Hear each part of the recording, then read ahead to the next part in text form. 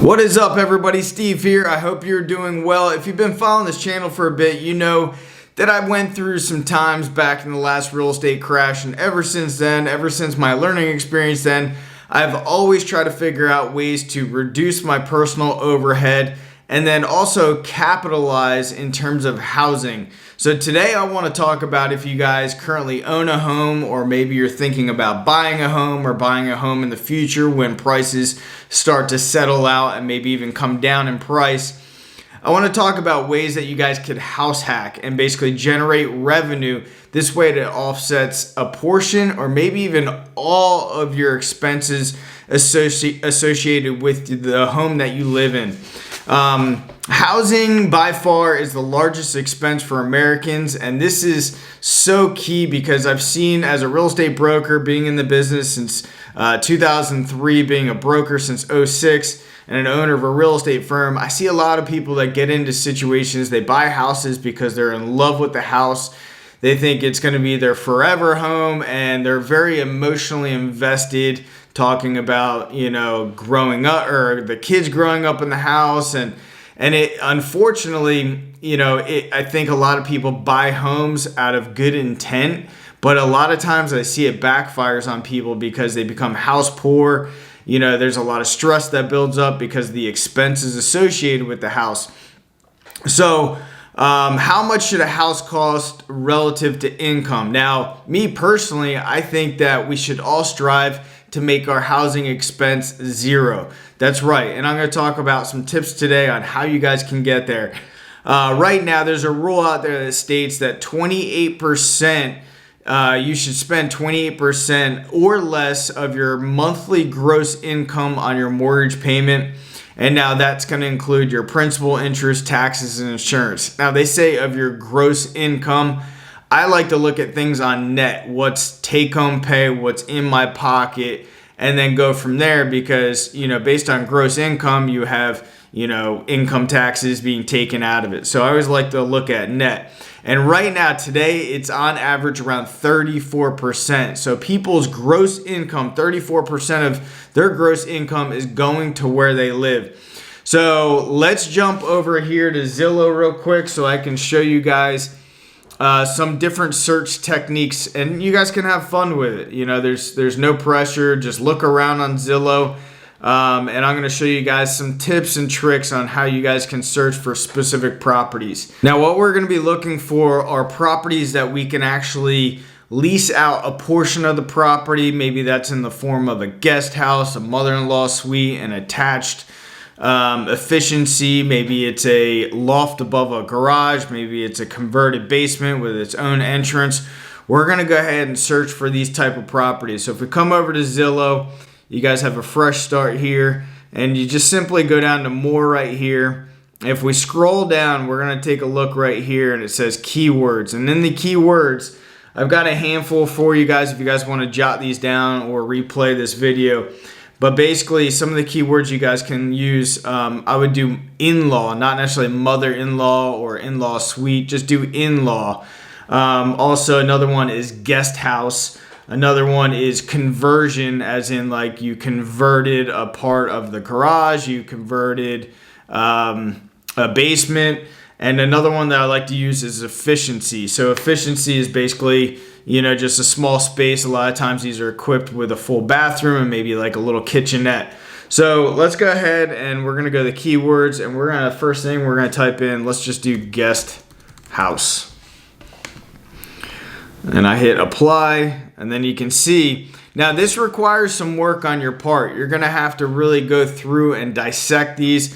What I found, and I'm on my own personal drip for a local MLS, so every day I get emails coming to me, and I'll show you guys how to set up a safe search as well, so you guys can get these from Zillow, or you can get a real estate agent to set you guys up on these. But like, for example, I'm on a drip for guest house, and I get these emails that come in, but I have to dissect the information. So when I go through the information, sometimes it'll say room for a guest house, meaning, there's some extra land where somebody could build a guest house. So obviously that won't work because we're looking for a property that actually has a guest house in place for us to actually go ahead and start renting right away. If we go down to here, again, also, if you guys do any kind of price, you guys situated by price or anything else, you can simply go to here and reset all filters, and that resets everything. But again, we're going to go here and let's do efficiency.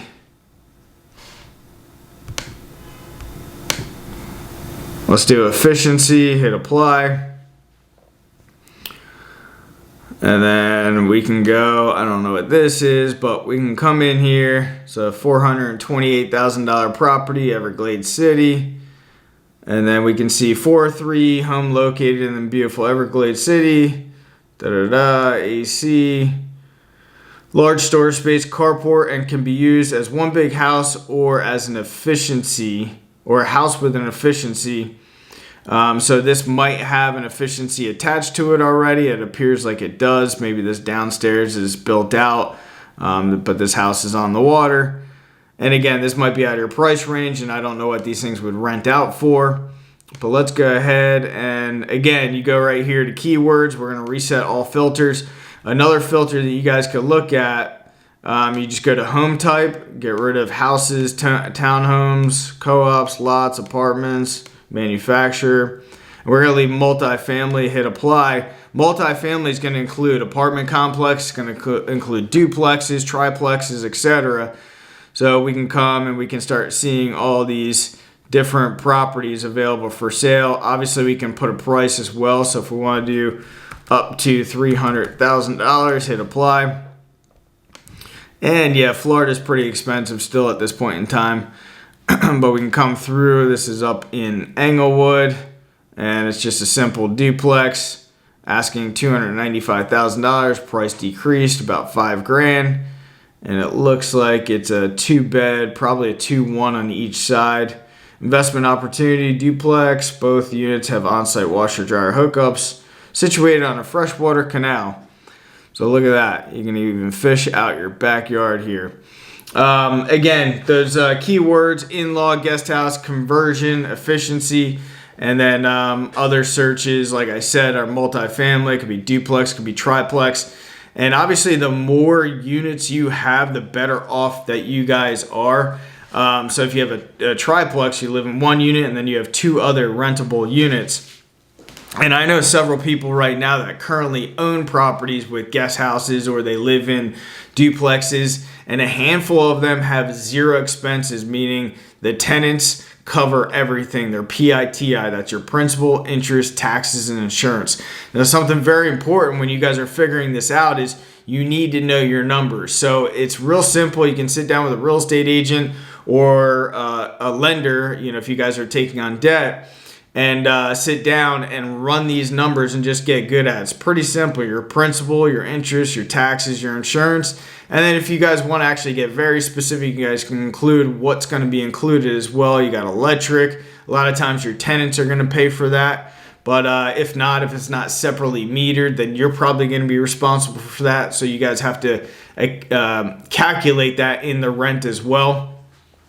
Also, water, sewer, trash, internet, cable, etc. So you guys really want to start putting these numbers together when you guys are analyzing these properties. And I would suggest just having fun with it. Future opportunities as well. This could be the start of your rental portfolio as well. So let's say you bought, a property that's a house with a guest house. There's a lot of different opportunities there for you guys. So it depends on your zoning as well. So be sure you guys check that out as well. So, if it allows for short-term rentals, you guys might be able to do short-term rental on the main house and the guest house separately. You guys might be able to do the guest house as short-term rental, and the main house you might have an annual tenant in. You might have 2 long-term tenants in there as well. And then you guys have the ability as well to have the short-term rentals available for your use, for your family's use when they come into town. You can block out dates if it's in a short-term rental program.